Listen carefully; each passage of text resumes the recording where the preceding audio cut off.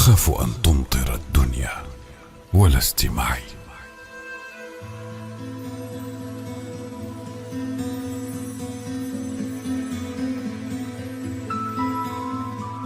فمنذ رحت وعندي عقدة المطر.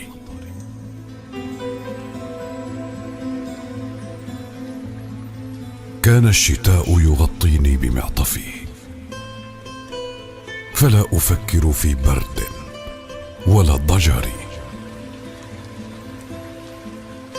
وكانت الريح تعوي خلف نافذتي، فتهمسين تمسك ها هنا شعري. والآن أجلس والأمطار تجلدني على ذراعي، على وجهي، على ظهري. فمن يدافع عني يا مسافرة،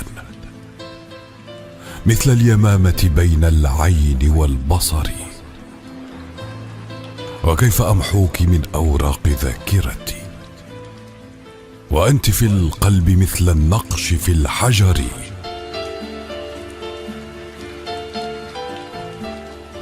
أنا أحبك يا من تسكنين دمي، إن كنت في الصين أو كنت في القمر. ففيك شيء من المجهول أدخله، وفيك شيء من التاريخ والقدر.